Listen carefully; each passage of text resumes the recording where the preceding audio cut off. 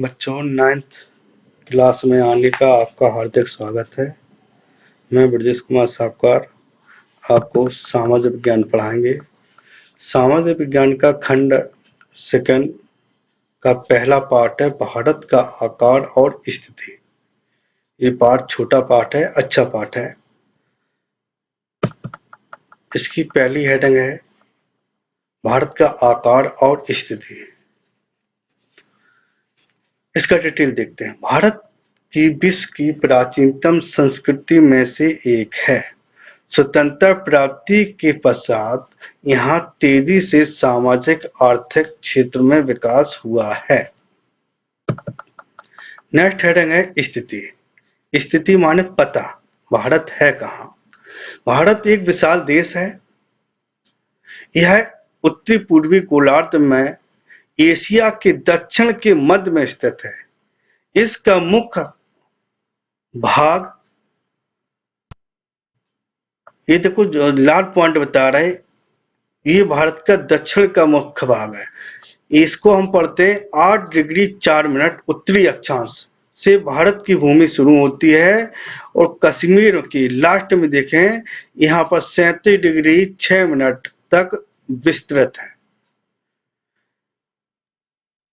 तथा 68 degree 7 minute से भारत की भूमि शुरू होती है। पूर्व की ओर जाएंगे 97 डिग्री, यहाँ पर जो लाल पॉइंट घूम रहा है 97 डिग्री 25 मिनट पूर्वी देशांतर तक ये भूमि विस्तृत है भारत की। कर्क रेखा, कर्क रेखा, ये जो लाल पॉइंट घूम रहा है इसे हम यहाँ से कर्क रेखा होकर निकली है। ये कर्क रेखा, कर्क रेखा भारत को 2 भागों में बांटती है। इसकी जो डिग्री है वो है 23 डिग्री 30 मिनट। नेक्स्ट हेडिंग है आकार, भारत का स्वरूप। स्वरूप को हम कहते हैं आकार। भारत का कुल क्षेत्रफल यानी संपूर्ण भारत का जो क्षेत्रफल है 32,87,263 वर्ग किलोमीटर है, जो विश्व के 2.4% भूभाग पर फैला है। भारत विश्व का 7वां सबसे बड़ा देश है। पहले नंबर पे आता है रूस, Canada, America, China, Brazil, Australia और 7वें नंबर पे आता है भारत। भारत की स्थलीय सीमा, स्थलीय माने जमीनी सीमा, इसको स्थलीय सीमा कहते हैं। ये जो लाल पॉइंट हम चला रहे हैं मानचित्र पे ध्यान से देखें, इसको हम कहते हैं स्थलीय सीमा। ये है 15,200 किलोमीटर, ठीक है। ये नीचे देखें, ये है जलीय सीमा। इसकी जो लंबाई है वो 6100 किलोमीटर है। अगर लक्षद्वीप, ये लक्षद्वीप है, ये अंडमान निकोबार द्वीप समूह, इनको मिला दिया जाए तो टोटल जलीय सीमा हो जाएगी 7,516.6 किलोमीटर। भारत का जो अक्षांशीय देशांतीय विस्तार है उसमें ज्यादा अंतर नहीं, 30 डिग्री, यानी कि थोड़ा अंतर है, मगर लगभग उसको हम 30 ही मानते हैं, चाहे अक्षांशीय विस्तार हो या देशांतीय। ये जो लेटी हुई रेखाएं जो आपको दिख रही हैं इनको हम अक्षांश कहते हैं। तो खड़ी रेखाएं होती हैं इन्हें हम देशांत कहते हैं। तो कुल मिला के भारत की लंबाई चौड़ाई लगभग बराबर ही है। अगर लंबाई की बात, इसकी लंबाई की बात करते हैं, ये लंबाई है आपकी 3,214 किलोमीटर और ये आपकी पूर्व से, ये पश्चिम से पूर्व की ओर जो चौड़ाई है ये 2,933 किलोमीटर, अर्थात चौड़ाई कम है और लंबाई ज्यादा है। नेक्स्ट हेडिंग देखते हैं, नेक्स्ट डिटेल देखते हैं। गुजरात से अरुणाचल प्रदेश के स्थानीय समय में लगभग 2 घंटे का अंतर है। ये गुजरात है, ये अरुणाचल प्रदेश है, इधर असम है, पश्चिम बंगाल है, बिहार है, 28 राज्य हैं।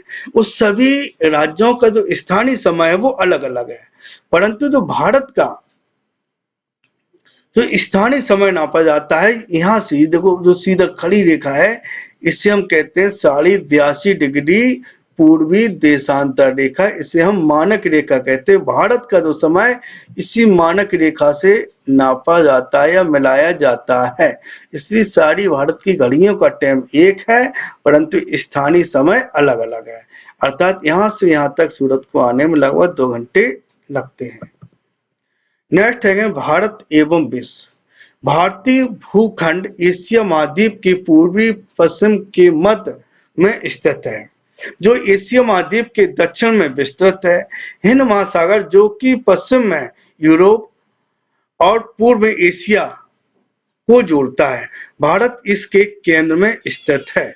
ये देखो, ये आपका पूर्व में एशिया दिख रहा है, सॉरी यूरोप दिख रहा है, ये एशिया दिख रहा है। इसी के दक्षिण में मध्य में भारत, दक्षिण मध्य में भारत स्थित है।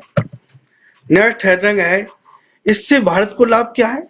भारत को पहला लाभ है कि हिंद महासागर, ये हिंद महासागर के माध्यम से अफ्रीका, ये आपका अफ्रीका है, एशिया, ये भी एशिया है, नीचे ऑस्ट्रेलिया, ये तीनों महाद्वीप भारत से जुड़े हुए हैं हिंद महासागर से। इसकी लगभग 1/3 जनसंख्या, चौथाई जनसंख्या इस हिंद महासागर के माध्यम से इन देशों से व्यापार कर रही है, जुड़ी है। दूसरा पॉइंट है, भारत में हिंद महासागर पर स्थित होने का पूर्वी तटीय रेखा हो या पश्चिमी, यह है पश्चिमी तटीय रेखा, ये पूर्वी तटीय रेखा है। पश्चिमी तटीय रेखा, पूर्वी तटीय रेखा से सारे महाद्वीप जुड़े हुए हैं। अगला पॉइंट है, तीसरा पॉइंट, पूर्वी पश्चिमी देशों से आने वाले जहाज, पूर्व से, या ये पश्चिम है, पश्चिम से पूर्व की ओर जाने वाले जहाज या पूर्व से पश्चिम की ओर जाने वाले जहाज, वो भारत के बंदरगाहों पे जरूर रुकते हैं। भारत के तो विशाल बंदर है, कांडला है, बंबई है, कोची है, चेन्नई है, विशाखापट्टनम है, और यहाँ कोलकाता पड़ती है, यहाँ पर जरूर रुकते हैं। लास्ट पॉइंट है, भारत के हिंद महासागर के केंद्र में स्थित होने का स्वेद नहर, देखिए केंद्र में भारत की स्थिति ये है, यहाँ पर ही स्वेद नहर पड़ती है। एशिया के कोई भी देश जब भारत से व्यापार करते थे तो पूरा अफ्रीका का चक्कर लगाना पड़ता था। अब सीधा स्वेद नहर होके भारत आ रहा है, जिससे भारतीय व्यापारियों का या एशिया के व्यापारियों का या यूरोप के व्यापारियों से काफी समय एवं धन की बचत हो रही है। नेक्स्ट है भारत के पड़ोसी देश। भारत के 9 पड़ोसी देश हैं। भारत में 28 राज्य और 8 केंद्र शासित प्रदेश हैं। 9 पड़ोसी देशों में देखते हैं, भारत के उत्तर पश्चिम में पाकिस्तान है, ये अफगानिस्तान है। भारत के उत्तर में ये चाइना है, ये नेपाल है, भूटान है। पूर्व में बांग्लादेश है, ये म्यांमार है, इसे बर्मा भी कहते हैं। दक्षिण में श्रीलंका, ये श्रीलंका है, ये मालदीव है। इस प्रकार से भारत के पड़ोसी देश है। ये आपका चैप्टर पूरा हुआ। इसी का आगे आपके एनसीईआरटी क्वेश्चन है, देखते हैं। पहला क्वेश्चन का आंसर बनेगा, कर्क रेखा किस राज्य से होकर नहीं गुजरती, तो आंसर हो जाएगा उड़ीसा। दूसरा, भारत का सबसे पूर्वी देशांतर रेखा कौन सी है, तो 97 डिग्री 25 मिनट।